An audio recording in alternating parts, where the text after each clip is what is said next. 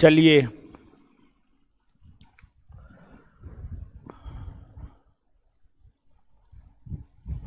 आ जाइए। क्या हाल चाल है? बढ़िया है सब लोगों का। देखिए हम आपको दिखाई सुनाई दे रहे हैं, बताइए सब ठीक है, तब आगे पढ़ाना शुरू करेंगे। गुरुजी लोग जल्दी जल्दी बता दीजिए सब ठीक है, दिखाई दे रहे हैं, सुनाई पड़ रहा है, मस्त है। चलिए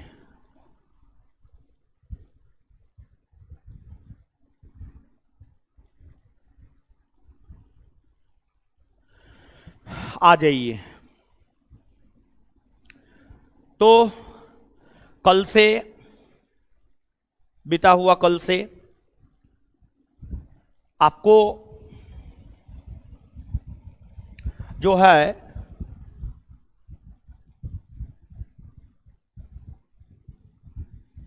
पढ़ाना शुरू कर चुके हैं। क्या? तो पढ़ाना शुरू कर चुके हैं भारत का स्वतंत्रता आंदोलन। और भारत का स्वतंत्रता आंदोलन जो पढ़ाना शुरू कर चुके हैं, ईबीसी का हाइट 160 सेंटीमीटर होना चाहिए। 160 160 160 सेंटीमीटर। देखिए दरोगा में जो हाइट है जनरल और OBC 165 centimetre, EBC SC ST 160 centimetre लड़का के लिए, और लड़की के लिए चाहे वो किसी भी कैटेगरी में हो, जनरल हो, एससी हो, एसटी हो, ओबीसी हो, ईबीसी हो, सबके लिए हाइट है 155 सेंटीमीटर। दरोगा के लिए हाइट 155 सेंटीमीटर। और जो है आपको बाद बाकी तो बता ही दिए हैं।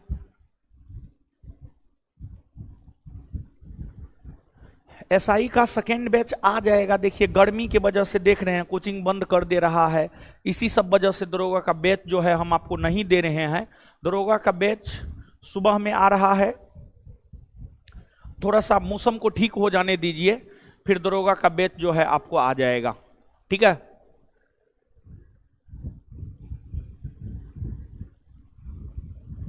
चलिए अब कमेंट हटा दीजिए, आइए पढ़ते हैं।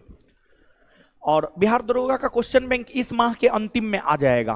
बिहार दरोगा का जो क्वेश्चन बैंक है इस माह के अंतिम में आ जाएगा। ठीक है, इस माह के अंतिम में। अब आइए चलिए गुरुजी लोग आ जाइए। तो पढ़ना हम लोग प्रारंभ कर चुके हैं स्वतंत्रता आंदोलन, और स्वतंत्रता आंदोलन के अंतर्गत हम लोग पढ़ना प्रारंभ कर चुके हैं 1857 ईस्वी का विद्रोह। 1857 ईस्वी का विद्रोह।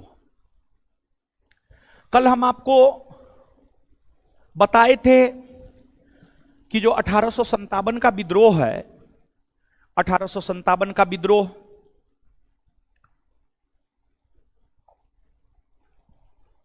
को लेकर हमने आपको जानकारी दिया था कि 1857 के विद्रोह के समय भारत में मुगल बादशाह कौन थे, भारत के गवर्नर जनरल कौन थे, ब्रिटेन के प्रधानमंत्री कौन थे, और फिर 1857 के विद्रोह के स्वरूप और प्रकृति को डिस्कस किए थे। और फिर 1857 के विद्रोह के तत्कालिक कारण को भी हम लोगों ने देखा था। और देखिए 1857 के विद्रोह के तत्कालिक कारण चर्बी युक्त कारतूस वाले एनफील्ड राइफल का शामिल किया जाना, चर्बी युक्त कारतूस वाले एनफील्ड राइफल का शामिल किया जाना 1857 के विद्रोह का तत्कालिक कारण बना। ठीक है, अब ठीक है ये तत्कालिक कारण था, लेकिन 1857 के विद्रोह के कई सारे और भी कारण थे। 1857 के विद्रोह के कई सारे राजनीतिक कारण थे, कई सारे धार्मिक कारण थे, कई सारे सामाजिक कारण थे, कई सारे आर्थिक कारण थे, कई सारे सैन्य कारण थे। तो 1857 के विद्रोह के जो सामाजिक, आर्थिक, धार्मिक, सैन्य कारण है, ये प्रीलिम्स परीक्षा के लिहाज से महत्वपूर्ण नहीं होता है, मेंस परीक्षा के लिहाज से महत्वपूर्ण होता है। लेकिन फिर भी जानने के लिए आप जानिए। देखिए, आपको यह बात बतलाया गया है कि जो 1857 का विद्रोह है, यह विद्रोह शुरू किसके द्वारा किया गया है? तो जो यह विद्रोह है, यह विद्रोह सिपाहियों के द्वारा शुरू किया गया है। और वैसे सिपाही जो भारतीय मूल के थे, यानी जो भारत के थे, जो भारत के रहने वाले थे, जो भारतीय नागरिक थे, लेकिन अंग्रेजों के अधीन सेवारत थे, लेकिन अंग्रेजों के अधीन जो है आपको सेवारत थे। उसी प्रकार के सिपाहियों के द्वारा विद्रोह इसलिए अंग्रेजों के खिलाफ किया गया क्योंकि इन सिपाहियों का अंग्रेजों ने काफी ज्यादा शोषण किया। तो सिपाहियों का अंग्रेजों ने जो काफी ज्यादा शोषण किया, इसी वजह से सिपाहियों ने अंग्रेजों के खिलाफ विद्रोह करना शुरू कर दिया। तो इस विद्रोह के जो सामाजिक, आर्थिक, राजनीतिक, सैन्य, धार्मिक कारण है, उन कारणों को आप समझिए। देखिए, आपको अंग्रेजों के अधीन जो सेना थी, उस सेना में भारतीय और यूरोपियों का अनुपात 5:1 था। मतलब 5 गो भारतीय सैनिक पर 1 गो यूरोपीय सैनिक हुआ करता था। लेकिन फिर भी भारतीय मूल के सिपाहियों को कम वेतन दिया जाता था, कम सुख सुविधा दिया जाता था, छोटा पोस्ट दिया जाता था। भारतीय मूल के सिपाहियों को बड़ा पोस्ट नहीं दिया जाता था, बल्कि छोटा पोस्ट और कम वेतन मिलता था, और ना ही सुख सुविधाएं मिलती थी। भारतीय मूल के सिपाहियों के साथ अंग्रेजों के द्वारा अभद्रता की जाती थी, अंग्रेजों के द्वारा अभद्रता की जाती थी।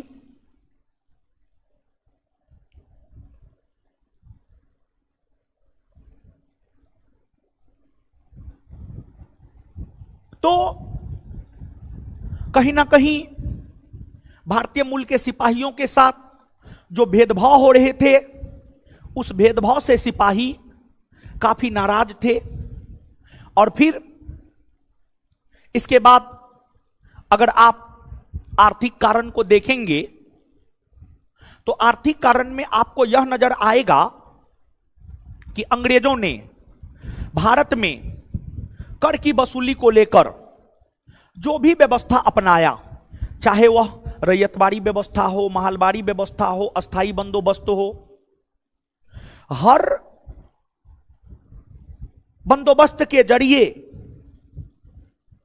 भारतीय किसानों का अधिक से अधिक शोषण ही करने का प्रयास किया गया। यह भी 1857 के विद्रोह का एक कारण बना। फिर आपको भारतीय धर्म में अंग्रेजों के द्वारा हस्तक्षेप किए गए, जैसे अंग्रेजों ने भारत में प्रचलित हिंदू धर्म में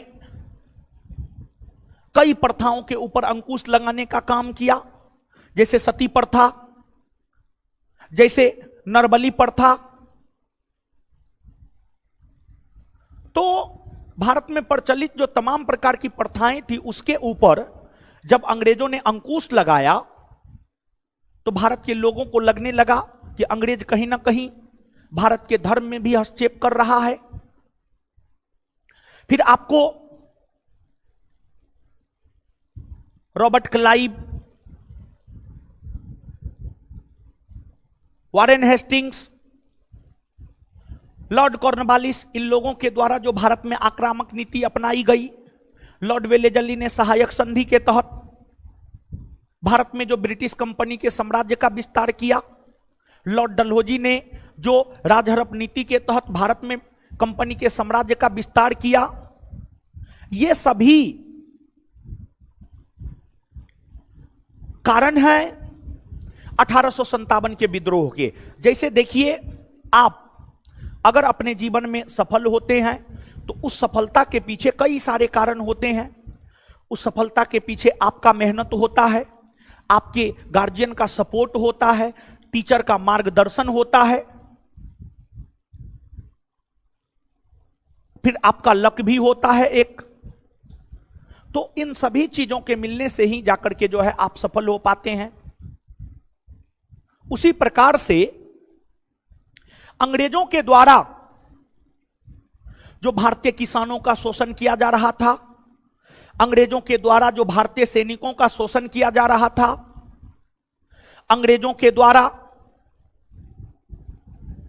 जो भारतीय धर्म में हस्तक्षेप किए जा रहे थे, यही सब 1857 के विद्रोह का कारण बना। और उस आग में घी डालने का काम चर्बी युक्त कारतूस वाले एनफील्ड राइफल ने किया। और फिर 1857 के विद्रोह हुए। और जो 1857 का विद्रोह है, यह विद्रोह लगभग 1 वर्षों से भी अधिक समय तक 1857 से 1858 ईस्वी तक जो है आपको यह विद्रोह चला। तो ये जो सामाजिक, राजनीतिक, धार्मिक, आर्थिक कारण है, ये आपके परीक्षा के लिहाज से महत्वपूर्ण नहीं है, वनडे परीक्षा के लिहाज से महत्वपूर्ण नहीं है। आप कोई भी वनडे परीक्षा का क्वेश्चन पलट करके देखिएगा तो उसमें इस प्रकार के प्रश्न जो है आपको देखने को नहीं मिलेंगे।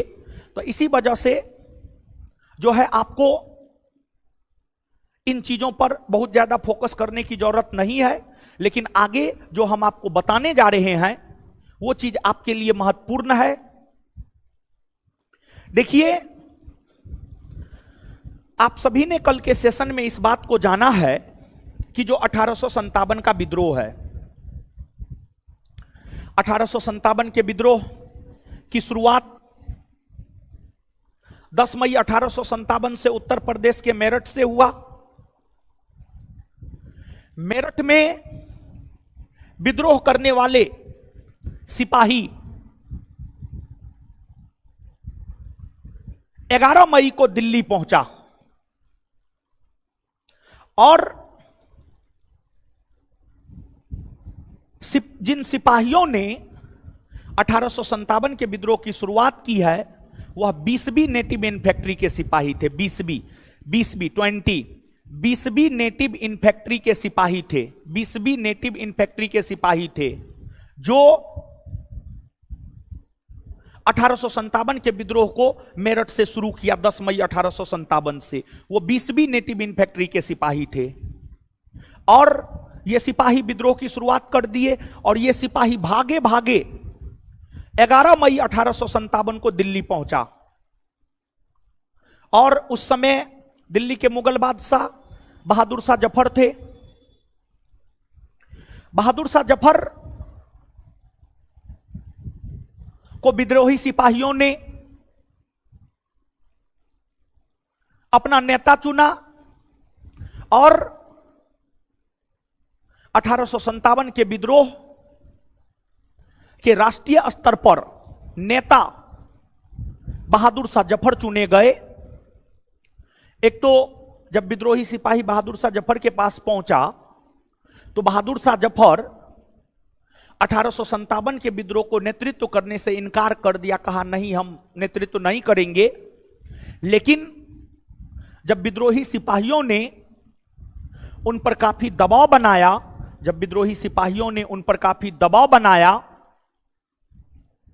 तब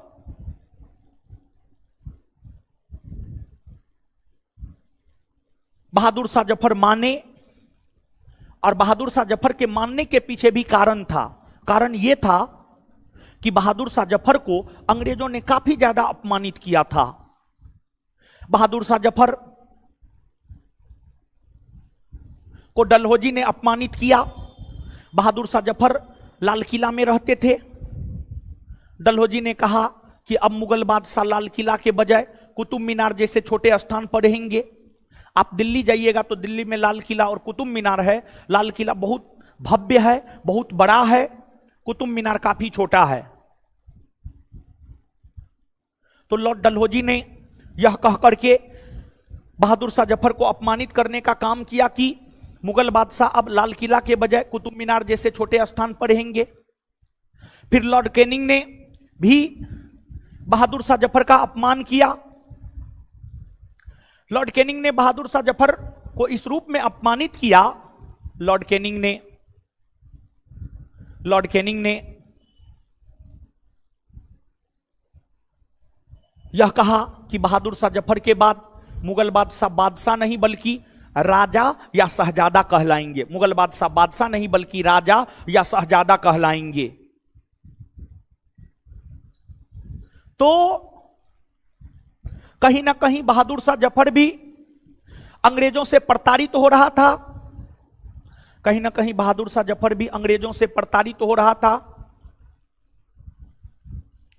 अंग्रेजों से प्रताड़ित होने के कारण ही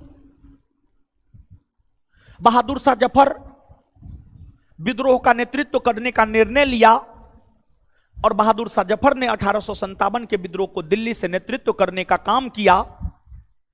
और दिल्ली में 1857 के विद्रोह की अगर हम लोग बात करें तो दिल्ली में 1857 के विद्रोह की शुरुआत 12 मई 1857 से हुई है। दिल्ली में 1857 के विद्रोह की शुरुआत 12 मई 1857 से हुई है।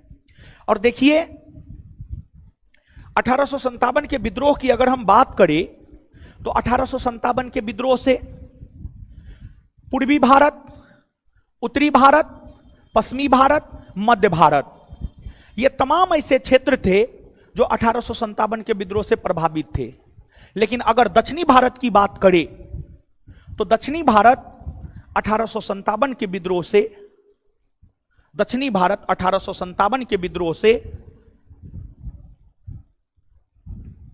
प्रभावित नहीं था।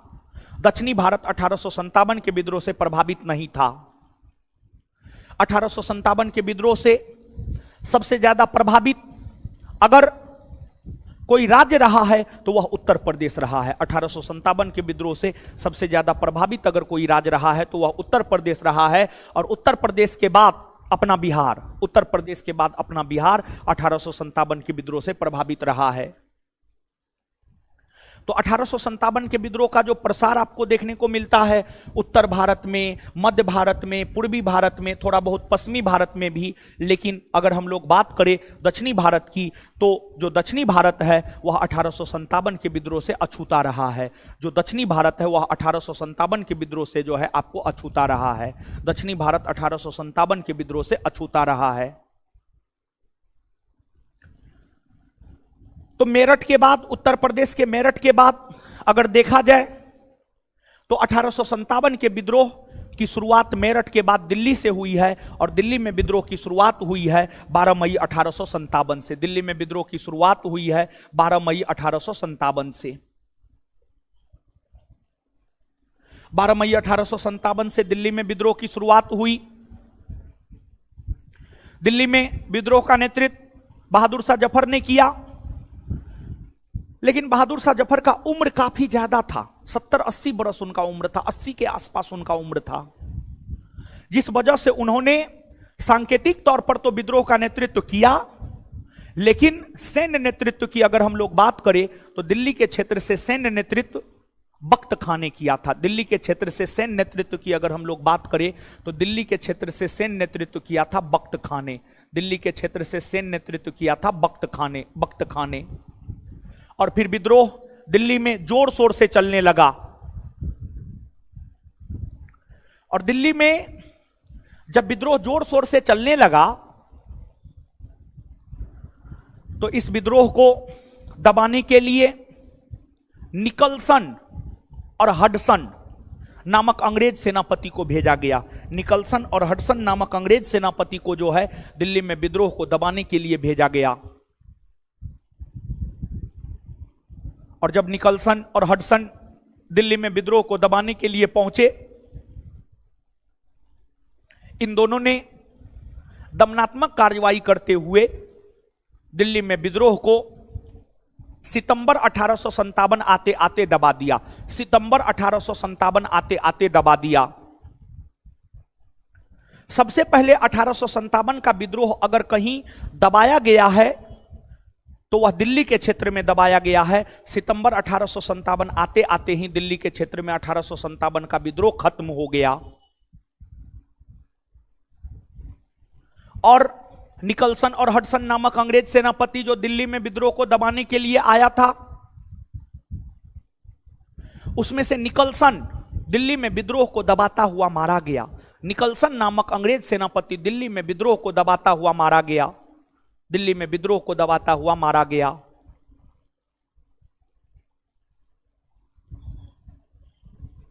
लेकिन हडसन ने विद्रोह को दिल्ली में दबा दिया और जब दिल्ली में विद्रोह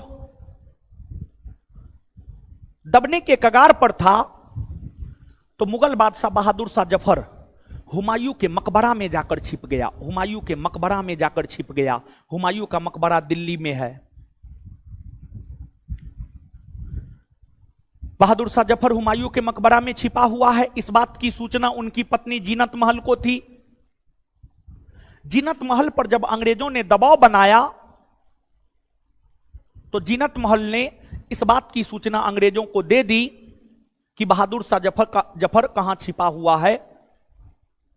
और जब अंग्रेजों को पता चल गया बहादुर शाह जफर हुमायूं के मकबरा में छिपा हुआ है तो अंग्रेजों ने हुमायूं के मकबरे से उन्हें गिरफ्तार कर लिया और अंग्रेजों ने उनकी बादशाहत छीन ली और उन्हें निर्वासित जीवन जीने के लिए म्यांमार भेज दिया। और म्यांमार के रंगून में रहते हुए 1862 ईस्वी में म्यांमार के रंगून में रहते हुए 1862 ईस्वी में बहादुर शाह जफर का निधन हो गया। म्यांमार के रंगून में रहते हुए 1862 ईस्वी में बहादुर शाह जफर का निधन हो गया। और जब दिल्ली में विद्रोह हो रहा था तो उस समय एक बहुत बड़े उर्दू शायर अपने समय के रहे हैं मिर्जा गालिब। मिर्जा गालिब, इनका जन्म आगरा में हुआ था। इनका जन्म आगरा में हुआ था, लेकिन ये दिल्ली में जाकर के बस गए थे। और जब 1857 का विद्रोह दिल्ली में हो रहा था तो उस समय मिर्जा गालिब दिल्ली में ही थे। मिर्जा गालिब दिल्ली में ही थे। मिर्जा गालिब एक ऐसे उर्दू शायर हुए जिन्होंने 1857 के विद्रोह को देखा और मिर्जा गालिब इसके ऊपर टिप्पणी भी किया। यानी दिल्ली में एक प्रकार से कहिए तो अंग्रेजों ने दिल्ली के क्षेत्र में विद्रोह को दबाने के लिए खून की नदियां बहा दी। खून की नदियां बहा दी।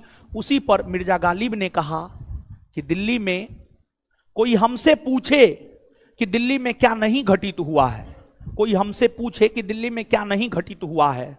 दिल्ली में विद्रोह को दबाने के लिए अंग्रेजों ने काफी कठोरतापूर्वक दमनात्मक कार्रवाई किया। काफी कठोरतापूर्वक दमनात्मक कार्रवाई किया। लोगों को मौत के घाट उतारने का काम किया, लोगों को जिंदा जलाने का काम किया, लोगों को तोप से उड़ाने का काम किया। तो दिल्ली के बाद इस विद्रोह का प्रसार कानपुर में, लखनऊ में, बिहार में, अन्य क्षेत्रों में देखने को मिलता है। तो इन बातों की चर्चा आगे हम आपके साथ करेंगे, लेकिन उससे पहले लिखिए, लिखिए तो। और जो है आपको कारण में जो है राजनीतिक धार्मिक वो सब नहीं लिखना है। नोट में है, नोट में है, पीडीएफ भी हम आपको दे दिए, अपना पीडीएफ पढ़ते रहिएगा, लेकिन वो सब परीक्षा के लिहाज से महत्वपूर्ण नहीं है। ठीक है, तो नीचे से लिखिए। अब आप हेडिंग मारिए प्रसार और नेतृत्वकर्ता, यानी 1857 के विद्रोह का प्रसार कहां कहां हुआ और किस क्षेत्र में 1857 के विद्रोह का नेतृत्व किसने किया। प्रसार और नेतृत्वकर्ता, प्रसार और नेतृत्वकर्ता।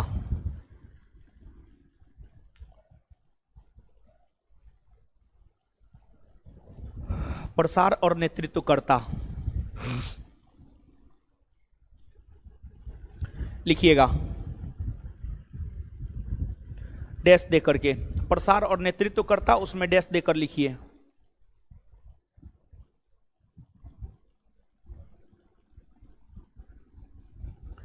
प्रसार और नेतृत्वकर्ता और उसमें डैश देकर लिखिए, डैश देकर लिखिए।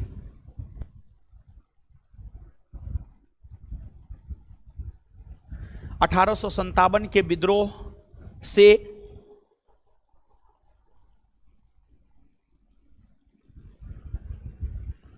1857 के विद्रोह से नहीं, 1857 के विद्रोह का प्रसार, 1857 के विद्रोह का प्रसार पूर्वी भारत, उत्तरी भारत,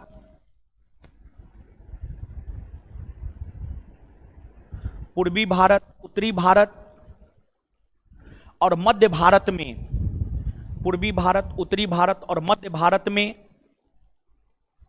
पूर्वी भारत, उत्तरी भारत और मध्य भारत में मुख्य तौर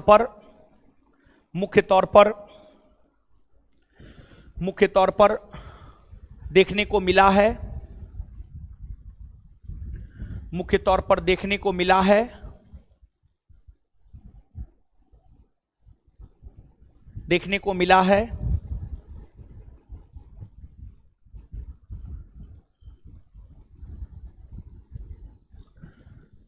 दक्षिणी भारत,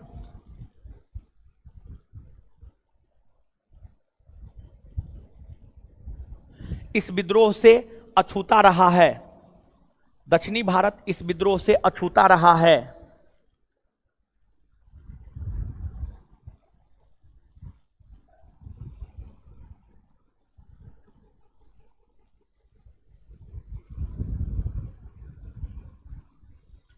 इस विद्रोह से सबसे प्रभावित राज्य उत्तर प्रदेश रहा है। इस विद्रोह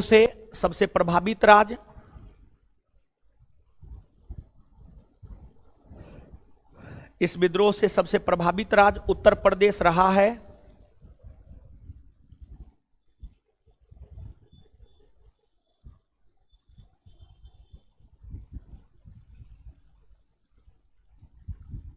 इस विद्रोह से सबसे प्रभावित राज्य उत्तर प्रदेश रहा है।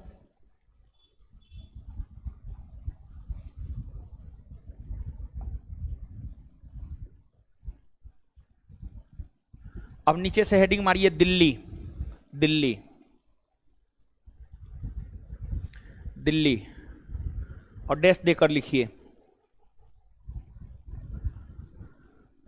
दिल्ली से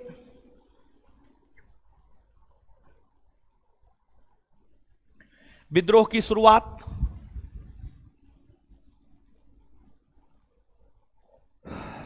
दिल्ली से विद्रोह की शुरुआत 12 मई 1857 से, दिल्ली से विद्रोह की शुरुआत 12 मई 1857 से हुआ है।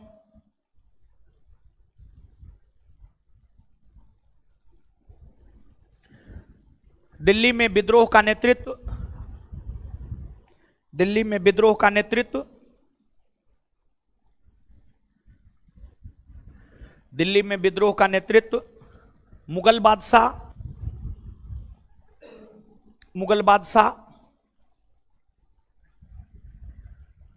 मुगल बादशाह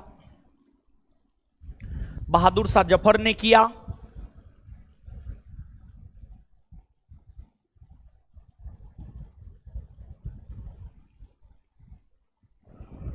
बहादुर शाह जफर ने किया।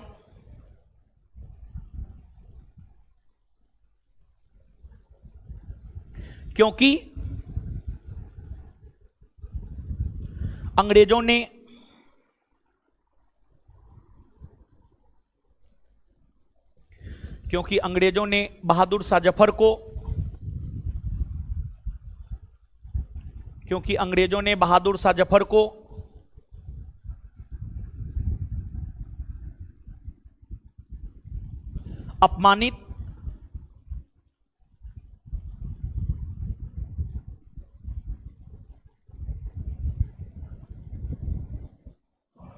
अंग्रेजों ने बहादुर शाह जफर को अपमानित किया था।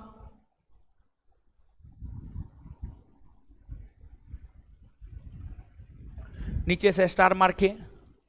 लॉर्ड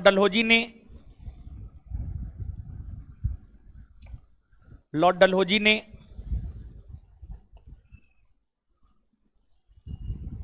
यह घोषणा किया कि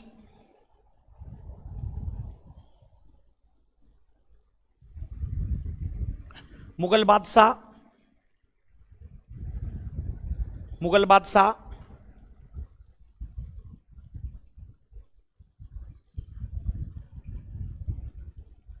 मुगल बादशाह, लाल किला,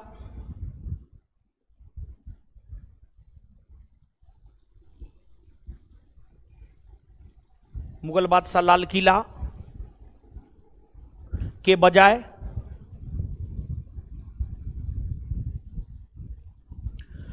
कुतुब मीनार जैसे छोटे स्थान पर रहेंगे। मुगल बादशाह लाल किला के बजाय कुतुब मीनार जैसे छोटे स्थान पर रहेंगे। मुगल बादशाह लाल किला के बजाय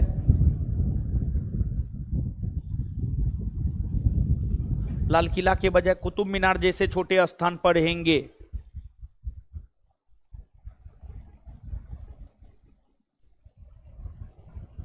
नेक्स्ट पॉइंट, लॉर्ड कैनिंग ने यह घोषणा किया कि लॉर्ड कैनिंग ने यह घोषणा किया कि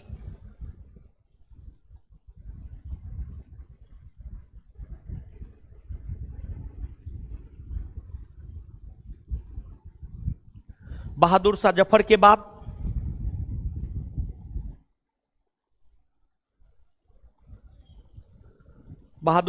के बाद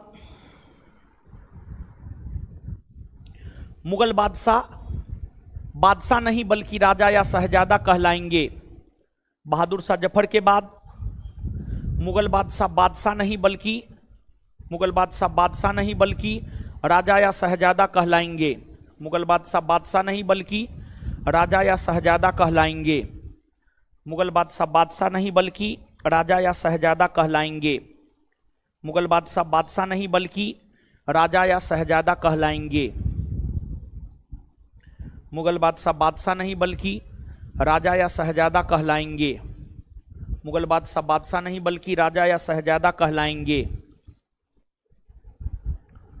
राजा या शहजादा कहलाएंगे।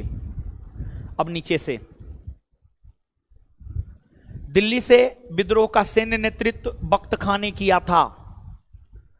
दिल्ली से विद्रोह का सैन्य नेतृत्व बख्त खां ने किया था। नेक्स्ट पॉइंट, दिल्ली से विद्रोह का सैन्य नेतृत्व बख्त खां ने किया था। दिल्ली से विद्रोह का सैन्य नेतृत्व बख्त खां ने किया था। दिल्ली से विद्रोह का सैन्य नेतृत्व बख्त खां ने किया था। दिल्ली से विद्रोह का सैन्य नेतृत्व बख्त खां ने किया था। दिल्ली से विद्रोह का सैन्य नेतृत्व बख्त खां ने किया था। बख्त खां ने किया था। नेक्स्ट पॉइंट,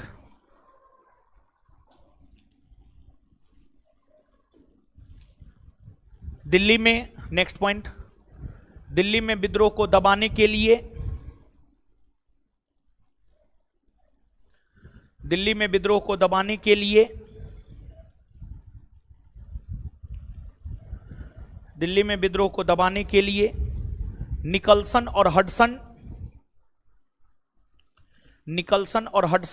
नामक, निकल्सन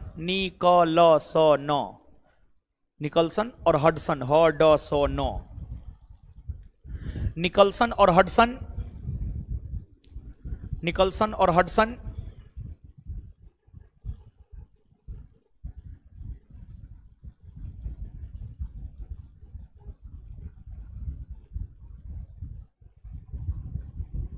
के नेतृत्व में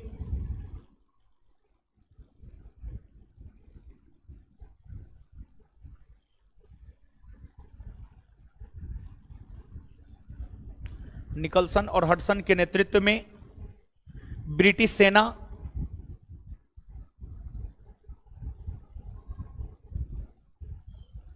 पहुंची। ब्रिटिश सेना पहुंची। उसी लाइन में लिखिएगा, विद्रोह को दबाते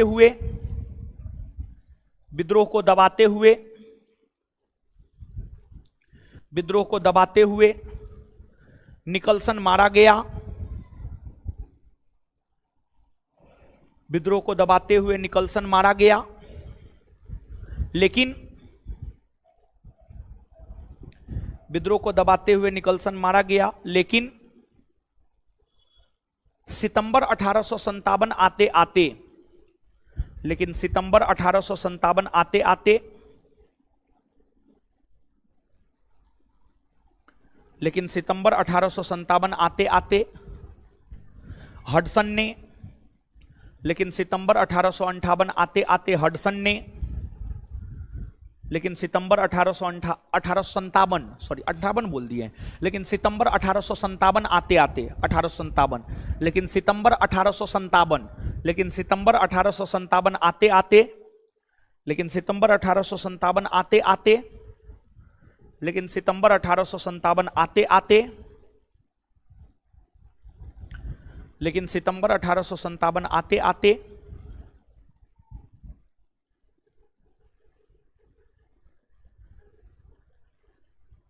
हडसन ने विद्रोह को दबा दिया। हडसन ने विद्रोह को दबा दिया।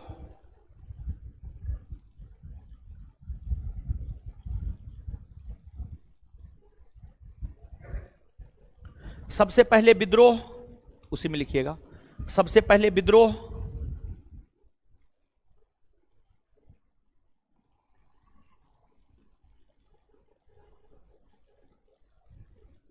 सबसे पहले विद्रोह दिल्ली में ही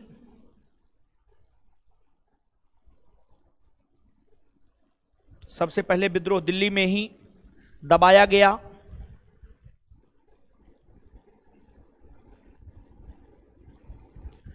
सबसे पहले विद्रोह दिल्ली में ही दबाया गया था।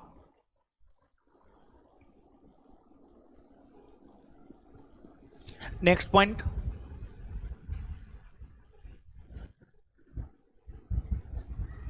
विद्रोह के दबने के बाद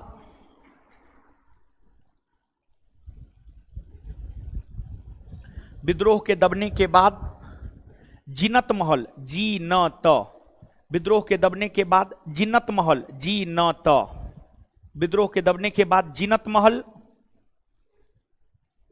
विद्रोह के दबने के बाद जीनत महल के सूचना पर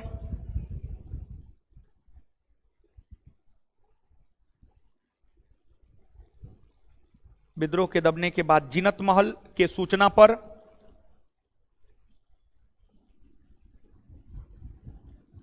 जीनत महल के सूचना पर बहादुर शाह जफर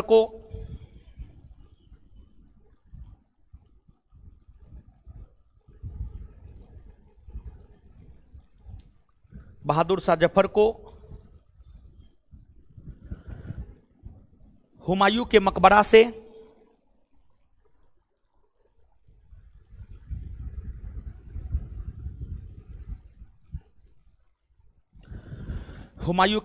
से गिरफ्तार कर लिया गया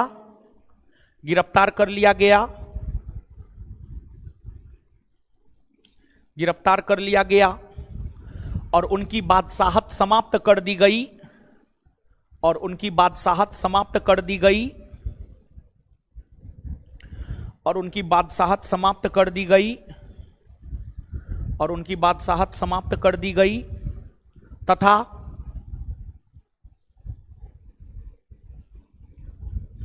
उनकी बादशाहत समाप्त कर दी गई तथा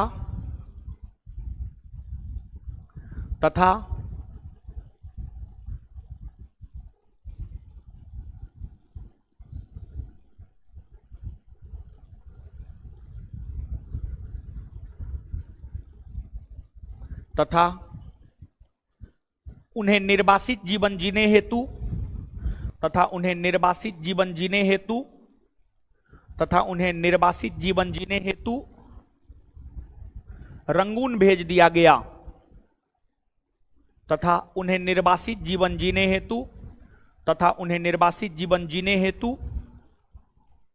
हेतु रंगून भेज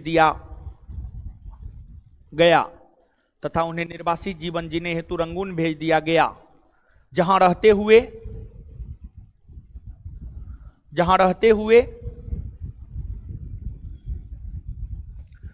रहते हुए 1862 ईस्वी में, जहां रहते हुए 1862 ईस्वी में बहादुर शाह जफर का निधन हो गया। बहादुर शाह जफर का निधन हो गया।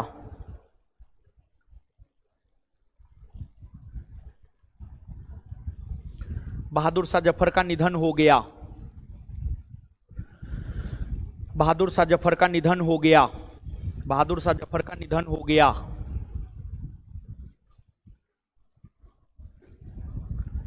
बहादुर शाह जफर का निधन हो गया।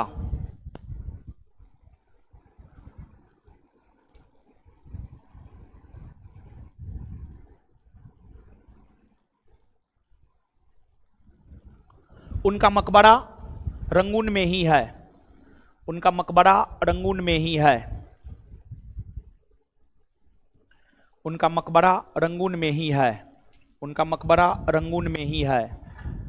उनका मकबरा रंगून में ही है। चलिए, अब दिल्ली के बाद अगर देखा जाए तो दिल्ली के बाद 1857 के विद्रोह का एक प्रमुख केंद्र बना उत्तर प्रदेश का कानपुर। उत्तर प्रदेश का कानपुर। उत्तर प्रदेश का कानपुर 1857 के विद्रोह का एक प्रमुख केंद्र बना। यहां विद्रोह की शुरुआत जून के प्रथम सप्ताह में हुई है। जून के प्रथम सप्ताह में देखिए, 10 मई 1857 को मेरठ से विद्रोह की शुरुआत हुई। 12 मई 1857 से दिल्ली से विद्रोह की शुरुआत हुई। मई के ठीक अगले माह जून के प्रथम सप्ताह में 4, 5, 6, 7 जून के प्रथम सप्ताह में कानपुर में, लखनऊ में, अवध में, ये तमाम ऐसे क्षेत्र हैं, झांसी में, ये तमाम ऐसे क्षेत्र हैं जहां जून के प्रथम सप्ताह में या जून 1857 से 1857 के विद्रोह की शुरुआत हुई है। तो जो उत्तर प्रदेश का कानपुर है, उत्तर प्रदेश का कानपुर 1857 के विद्रोह का, उत्तर प्रदेश का कानपुर 1857 के विद्रोह का, उत्तर प्रदेश का कानपुर 1857 के विद्रोह का एक प्रमुख केंद्र बना।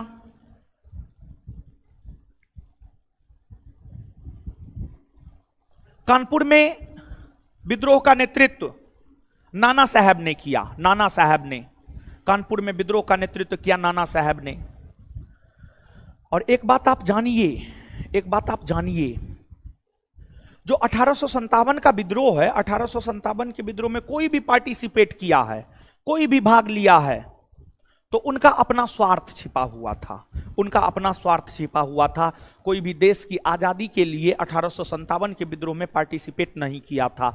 जैसे कानपुर से नाना साहब ने विद्रोह को नेतृत्व क्यों किया, इसके पीछे रीजन था, इसके पीछे नाना साहब का अपना स्वार्थ था। देखिए, मध्यकालीन भारतीय इतिहास में हम आपको मराठा पढ़ाए हैं, मराठा। और मराठा साम्राज्य के अंतर्गत अंतिम पेशवा हुए बाजीराव द्वितीय। बाजीराव द्वितीय कानपुर में रहता था। कानपुर में रहते हुए ही बाजीराव द्वितीय का निधन हुआ। और जब बाजीराव द्वितीय कानपुर में रहता था तो उन्हें अंग्रेजों के द्वारा पेंशन दिया जाता था। अंग्रेजों के पेंशन पर बाजीराव द्वितीय कानपुर में अपना जीवन यापन कर रहा था। लेकिन हुआ क्या, बाजीराव द्वितीय का 1853 ईस्वी में निधन हो गया। और बाजीराव द्वितीय का जब 1853 ईस्वी में निधन हो गया तो उन्हें जो पेंशन दिया जाता था वह पेंशन बंद कर दिया गया। लेकिन बाजीराव द्वितीय का दत्तक पुत्र था नाना साहब। जो मराठा अंतिम पेशवा बाजीराव द्वितीय है, मराठा अंतिम पेशवा बाजीराव द्वितीय का ही दत्तक पुत्र था नाना साहब।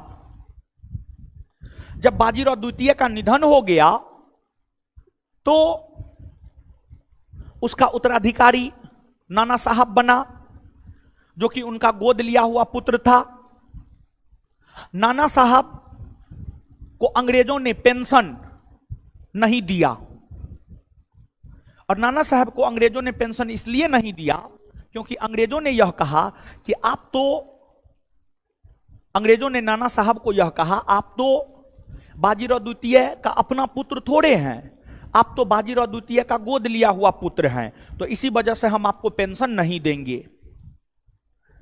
तो नाना साहब को अंग्रेजों ने पेंशन नहीं दिया, नाना साहब का पेंशन अंग्रेजों ने बंद कर दिया। नाना साहब अपने पेंशन को बहाल करवाने के लिए अपने निजी सलाहकार अजीमुल्ला को लंदन तक भेजा। नाना साहब के निजी सलाहकार थे अजीमुल्ला। अजीमुल्ला को अपना पेंशन बहाल करवाने के लिए नाना साहब ने लंदन भेजा पैरवी करवाने के लिए, लेकिन फिर भी नाना साहब का पेंशन बहाल नहीं हो पाया। तो अंग्रेजों ने जो नाना साहब का पेंशन बंद कर दिया, नाना साहब अपना पेंशन बहाल करवाने के लिए ही 1857 की क्रांति में भाग लेने का काम कानपुर के क्षेत्र से किया। नाना साहब का मूल नाम धोंधू पंत था, धोंधू पंत या घोंधू पंत, घोंधू पंत, घोंधू पंत नाना साहब का मूल नाम था। और नाना साहब ने कानपुर से नेतृत्व किया, लेकिन अगर सैन्य नेतृत्व की अगर हम लोग बात करें तो कानपुर के क्षेत्र से सैन्य नेतृत्व किया था तात्या टोपे ने। कानपुर के क्षेत्र से सैन्य नेतृत्व किया था तात्या टोपे ने, तात्या टोपे ने। तात्या टोपे का मूल नाम रामचंद्र पांडुरंग था। तात्या टोपे की अगर हम बात करें तो तात्या टोपे का मूल नाम था रामचंद्र पांडुरंग। नाना साहब काफी जोर शोर से कानपुर के क्षेत्र से 1857 के विद्रोह को अपना नेतृत्व प्रदान करने का काम किया। और जब कानपुर में विद्रोह जोर शोर से होने लगे तो कानपुर में विद्रोह को दबाने के लिए कैंपबेल को भेजा गया, कैंपबेल को भेजा गया। और कैंपबेल ने कानपुर में विद्रोह को दबा दिया। और जब विद्रोह कानपुर में दबा दिए गए तो नाना साहब भागकर चले गए नेपाल। नाना साहब भागकर नेपाल चले गए, लेकिन कानपुर के क्षेत्र से सैन्य नेतृत्व करने वाले तात्या टोपे अब भी अंग्रेजों के खिलाफ विद्रोह करते रहे।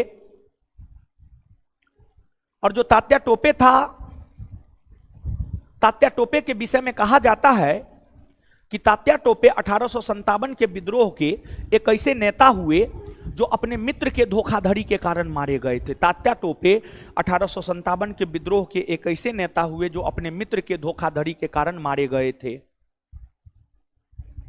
देखिए, उनका मित्र मानसिंह था और मानसिंह का संबंध ग्वालियर के सिंधिया परिवार से था।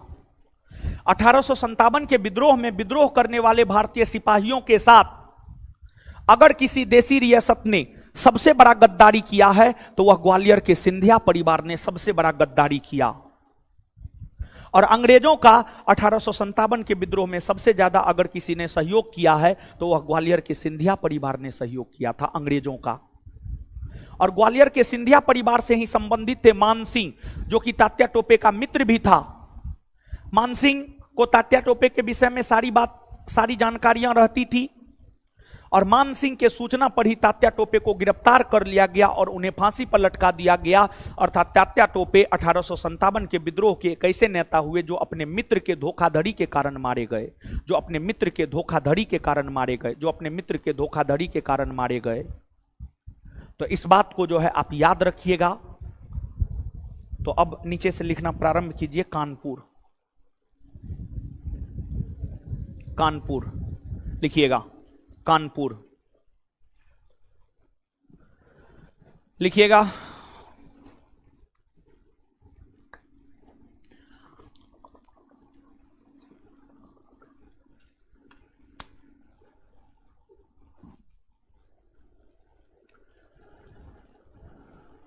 जून के प्रथम सप्ताह में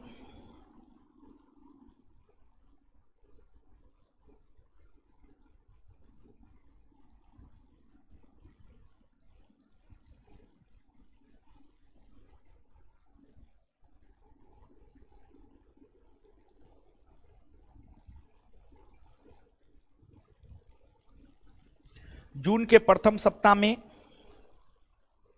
1857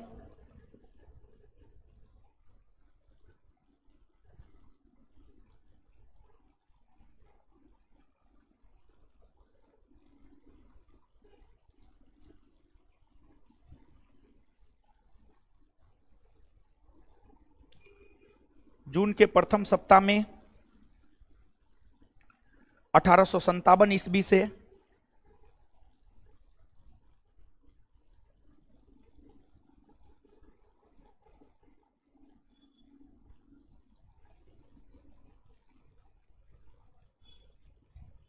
जून के प्रथम सप्ताह में 1857 ईस्वी से कानपुर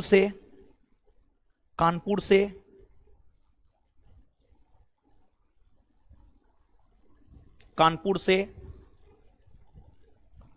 विद्रोह की शुरुआत हुई।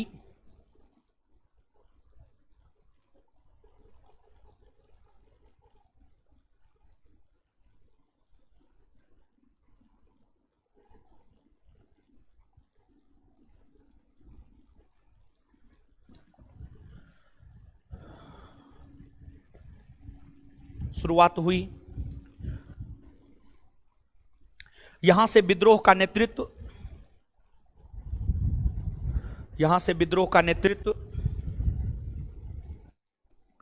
नाना साहब ने, यहां से विद्रोह का नेतृत्व नाना साहब ने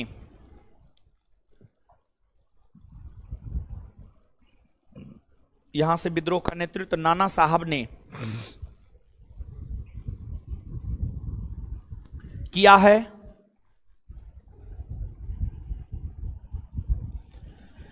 यहां से विद्रोह का नेतृत्व नाना साहब ने किया है। नाना साहब का मूल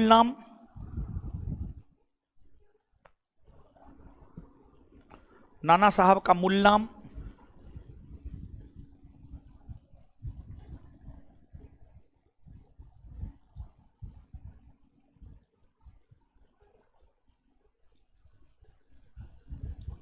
घोंदू पंथा। नाना साहब का मूल नाम घोंदू पंथा।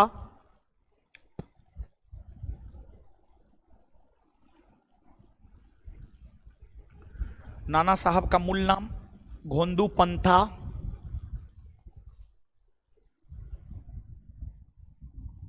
Full stop. इन्होंने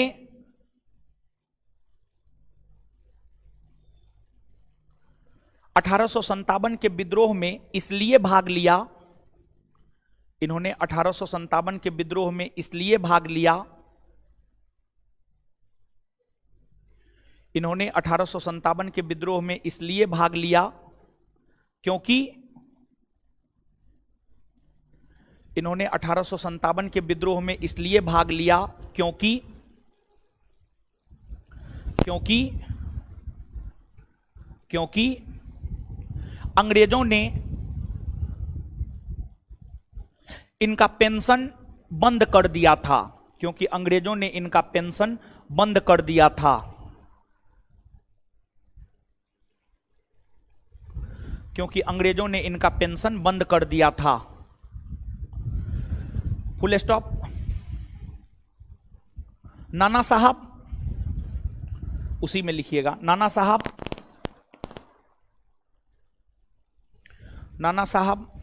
अपना पेंशन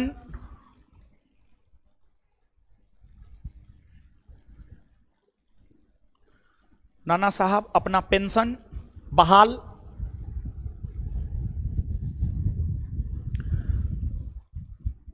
करवाने को लेकर, नाना साहब अपना पेंशन बहाल करवाने को लेकर, नाना साहब अपना पेंशन बहाल करवाने को लेकर अपने निजी सलाहकार अपने निजी सलाहकार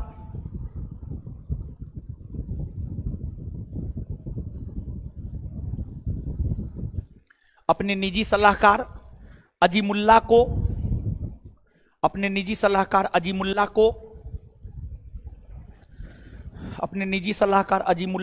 को लंदन भेजा, अपने निजी सलाहकार अजीमुल्लाह को लंदन भेजा, अपने निजी सलाहकार अजीमुल्लाह को लंदन भेजा, अपने निजी सलाहकार अजीमुल्लाह को लंदन भेजा, अपने निजी सलाहकार अजीमुल्लाह को लंदन भेजा,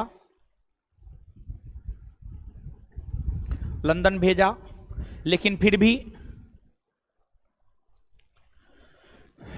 भी उनका पेंशन बहाल नहीं हो पाया।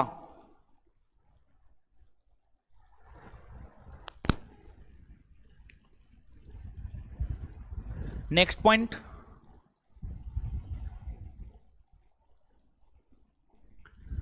कानपुर में विद्रोह का सैन्य नेतृत्व, कानपुर में विद्रोह का सैन्य नेतृत्व कानपुर में विद्रोह का सैन्य नेतृत्व तात्या टोपे ने, कानपुर में विद्रोह का सैन्य नेतृत्व तात्या टोपे ने किया था।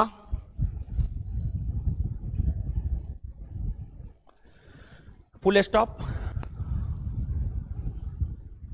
तात्या टोपे का मूल नाम, तात्या टोपे का मूल नाम, तात्या टोपे का मूल नाम रामचंद्र पांडुरंग था। तात्या टोपे का मूल नाम रामचंद्र पांडुरंग था।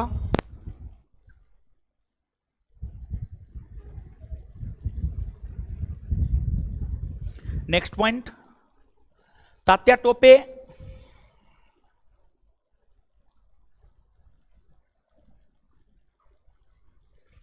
तात्या टोपे 1857 के विद्रोह के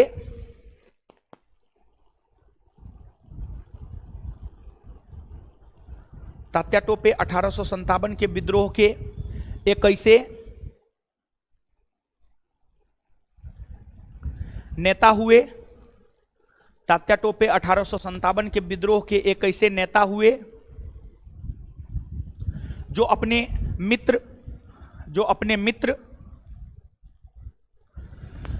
मित्र मानसिंह के धोखाधड़ी के कारण मारे गए। जो अपने मित्र मानसिंह के धोखाधड़ी के कारण मारे गए। जो अपने मित्र मानसिंह के धोखाधड़ी के कारण मारे गए। जो अपने मित्र मानसिंह के धोखाधड़ी के कारण मारे गए। जो अपने मित्र मानसिंह के धोखाधड़ी के कारण मारे गए। जो अपने मित्र मानसिंह के धोखाधड़ी के कारण मारे गए। जो अपने मित्र मानसिंह के धोखाधड़ी के कारण मारे गए।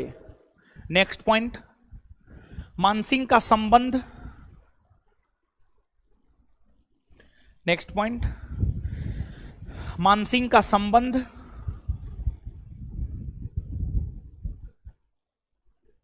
ग्वालियर के सिंधिया परिवार से रहा है।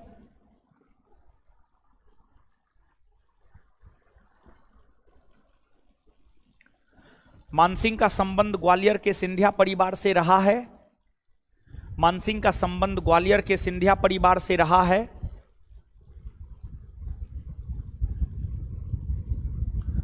उसी में ग्वालियर के सिंधिया परिवार ने 1857 के विद्रोह में, उसी में लिखिएगा, ग्वालियर के सिंधिया परिवार ने 1857 के विद्रोह में, ग्वालियर के सिंधिया परिवार ने 1857 के विद्रोह में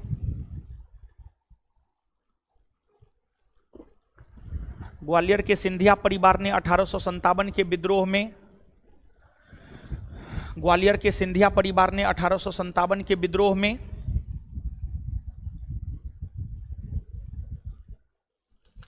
ग्वालियर के सिंधिया परिवार ने 1857 के विद्रोह में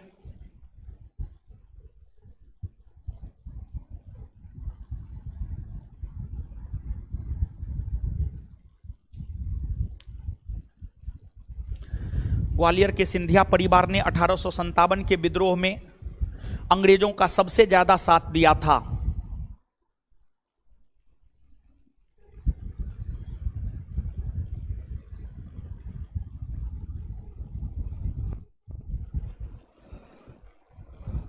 नेक्स्ट पॉइंट, अगला पॉइंट, कानपुर में 1857 के विद्रोह को, कानपुर में 1857 के विद्रोह को, कानपुर में 1857 के विद्रोह को अंग्रेज सेनापति कैंपबेल के नेतृत्व में, अंग्रेज सेनापति कैंपबेल के नेतृत्व में, अंग्रेज सेनापति कैंपबेल के नेतृत्व में, अंग्रेज सेनापति कैंपबेल के नेतृत्व में दबा दिया गया। अंग्रेज सेनापति कैंपबेल के नेतृत्व में दबा दिया गया। अंग्रेज सेनापति कैंपबेल के नेतृत्व में दबा दिया गया। अंग्रेज सेनापति कैंपबेल के नेतृत्व में दबा दिया गया। दबा दिया गया।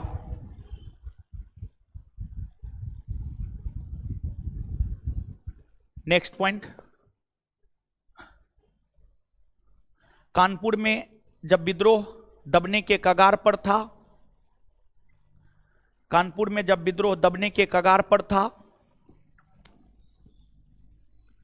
कानपुर में जब विद्रोह दबने के कगार पर था तो नाना साहब भागकर नेपाल चले गए।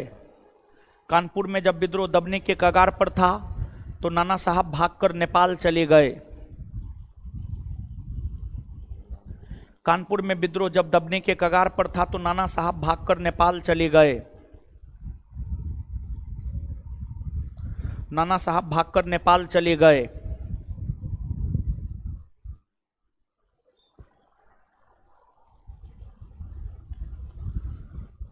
नेक्स्ट पॉइंट, सती चोरा कांड,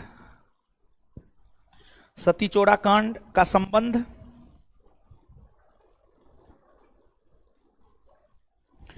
सती चोरा कांड का संबंध 1857 के विद्रोह से रहा है। सती चोरा कांड का संबंध 1857 के विद्रोह से रहा है। सती चोरा कांड का संबंध 1857 के विद्रोह से रहा है। सती चोरा कांड का संबंध 1857 के विद्रोह से रहा है। सती चोरा कांड का संबंध 1857 के विद्रोह से रहा है। सती चोरा कांड का संबंध 1857 के विद्रोह से रहा है। चलिए अब आगे आइए। कानपुर के बाद 1857 के विद्रोह का एक प्रमुख केंद्र बना उत्तर प्रदेश का अवध और लखनऊ का इलाका। उत्तर प्रदेश का अवध और लखनऊ का इलाका। अवध, अवध का मतलब है आज का लखनऊ और अयोध्या का क्षेत्र। अवध, अवध का मतलब है आज का लखनऊ और अयोध्या का क्षेत्र। अवध 1857 के विद्रोह का एक प्रमुख केंद्र बना और सबसे ज्यादा सैनिक 1857 के विद्रोह में अवध से भाग लिए थे। और अवध एक ऐसा क्षेत्र था जहां आम जनता ने भी इस विद्रोह में भाग लेने का काम किया। और अवध के क्षेत्र से विद्रोह का नेतृत्व अवध की रानी बेगम हजरत महल और उसका बेटा बिरजिस कादिर ने किया था। अवध से विद्रोह का नेतृत्व जो बेगम हजरत महल की थी, बेगम हजरत महल को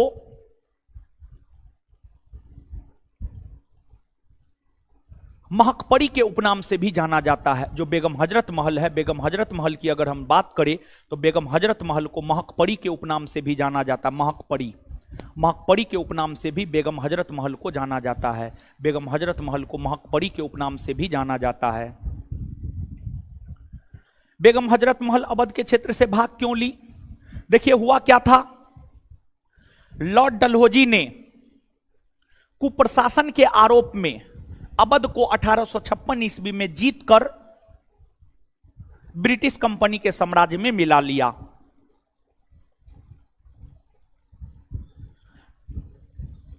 जब ब्रिटिश कंपनी के साम्राज्य में अवध को मिला लिया गया तो इसका विरोध बेगम हजरत महल ने की। बेगम हजरत महल जो अवध के नवाब वाजिद अली शाह की पत्नी थी, उनका मानना था कि अवध का अगला नवाब उनका बेटा बिरजिस कादिर बनेगा। और बेगम हजरत महल ने अंग्रेजों से गुहार लगाई कि उन्हें अवध का क्षेत्र वापस लौटा दिया जाए, लेकिन बेगम हजरत महल को अवध का क्षेत्र वापस नहीं लौटाया गया। और जब बेगम हजरत महल को अवध का क्षेत्र वापस नहीं लौटाया गया तब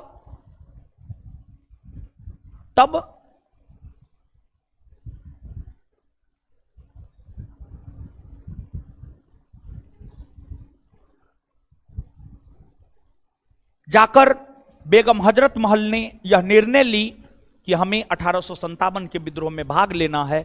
और फिर बेगम हजरत महल 1857 के विद्रोह में भाग ली और अवध के क्षेत्र से आम जनता पार्टिसिपेट किया था, जिस वजह से अवध के क्षेत्र में 1857 का विद्रोह काफी मजबूती से लड़ा गया। यहां विद्रोह को दबाने के लिए हैवलॉक, लॉरेंस, कैंपबेल जैसे अंग्रेज सेनापतियों को भेजा गया। कई सारे अंग्रेज सेनापति, लॉरेंस, हैवलॉक जैसे अंग्रेज सेनापति अवध के क्षेत्र में विद्रोह को दबाते हुए मारे गए और फाइनली अवध के क्षेत्र में कैंपबेल ने विद्रोह को दबाया। और जब अवध में विद्रोह दब गया तो बेगम हजरत महल भागकर नेपाल चली गई। बेगम हजरत महल भागकर कहां चली गई? नेपाल। तो अब नीचे से लिखिएगा, अवध और लखनऊ, अवध और लखनऊ, अवध और लखनऊ, डैश देकर लिखिएगा।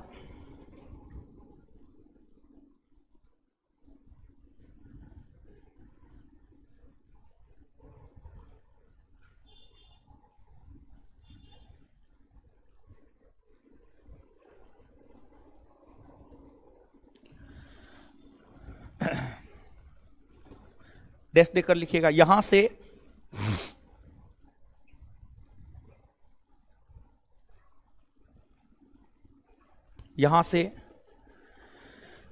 विद्रोह का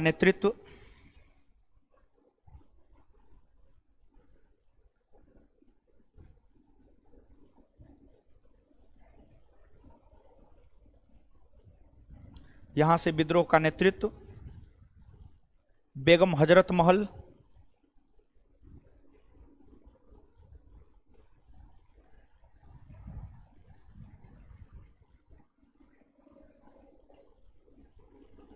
बेगम हजरत महल ने की है। बेगम हजरत महल ने अपने पुत्र बिरजिस कादिर के साथ मिलकर की है। बेगम हजरत महल ने अपने पुत्र बिरजिस कादिर के साथ मिलकर की है। बेगम हजरत महल ने अपने पुत्र बिरजिस कादिर के साथ मिलकर की है। बेगम हजरत महल ने अपने पुत्र बिरजिस कादिर के साथ मिलकर की है। बेगम हजरत महल ने अपने पुत्र बिरजिस कादिर के साथ मिलकर की है।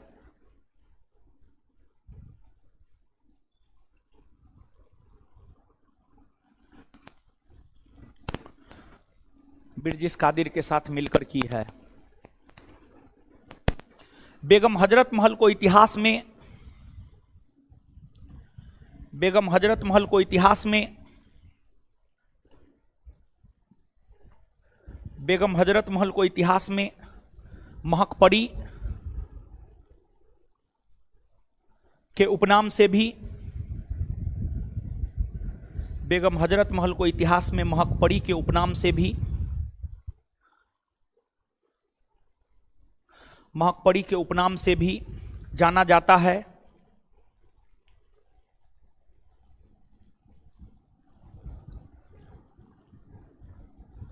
बेगम हजरत महल को इतिहास में महकपरी के उपनाम से भी जाना जाता है।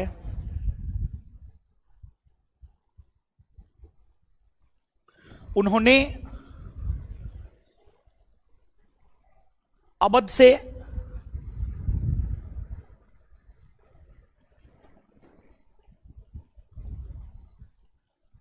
विद्रोह का नेतृत्व इसलिए कि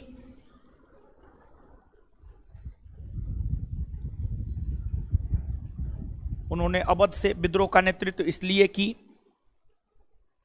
क्योंकि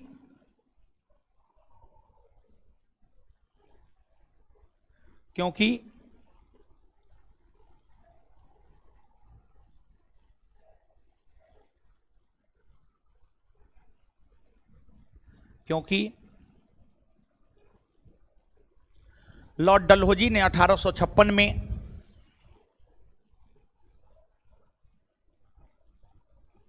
लॉर्ड डलहौजी ने 1856 में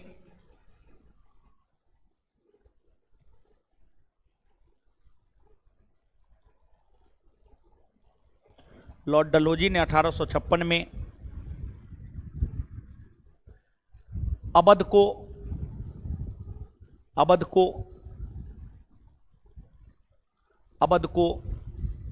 कुप्रशासन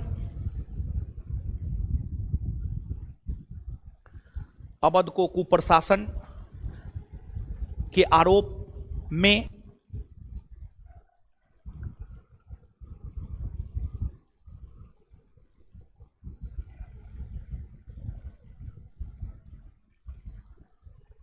ब्रिटिश साम्राज्य में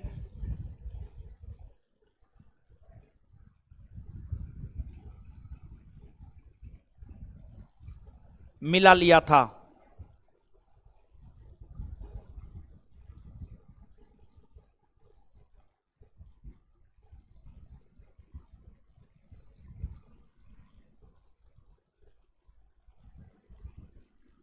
मिला लिया था।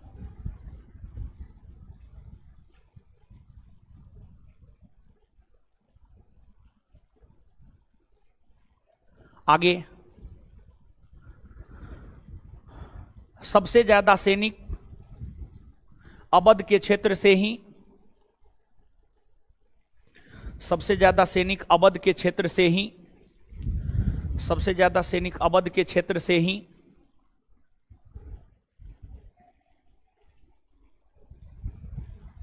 1857 के विद्रोह में भाग लिया था।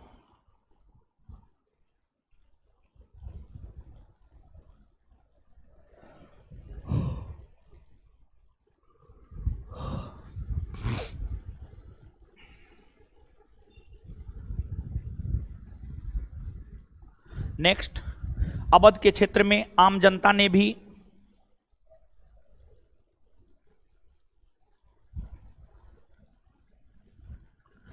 अवध के क्षेत्र में आम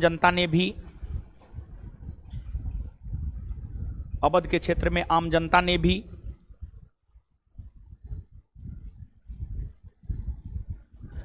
1857 के विद्रोह में भाग लिया था।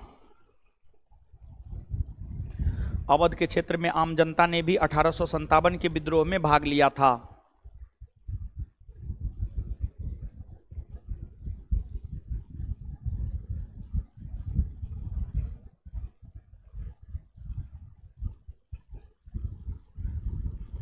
आगे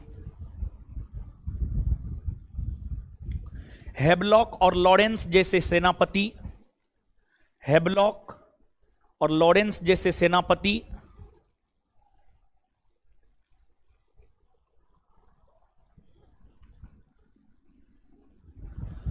लखनऊ के क्षेत्र में विद्रोह को दबाते हुए मारे गए।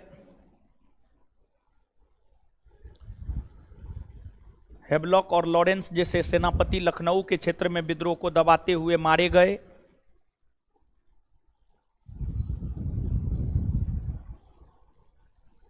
नेक्स्ट, अवध और लखनऊ के क्षेत्र में विद्रोह को दबाने का काम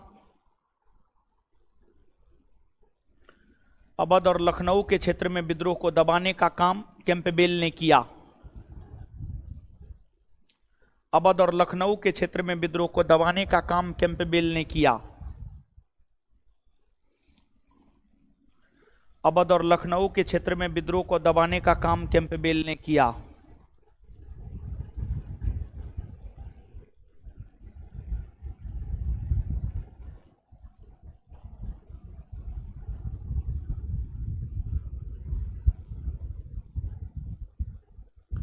कैंपबेल ने किया। नेक्स्ट पॉइंट, जब अवध में विद्रोह दबने के कगार पर था तो बेगम हजरत महल भागकर नेपाल चली गई। जब अवध में विद्रोह दबने के कगार पर था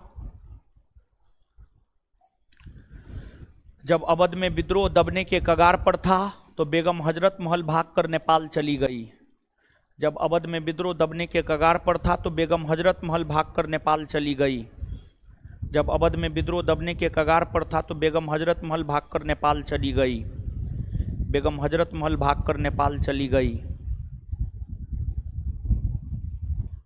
बेगम हजरत महल भागकर नेपाल चली गई।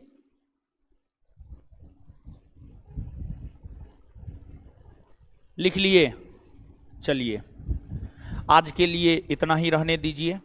इससे आगे हम लोग अगले क्लास में मिलेंगे। ठीक है, धन्यवाद सभी लोगों का।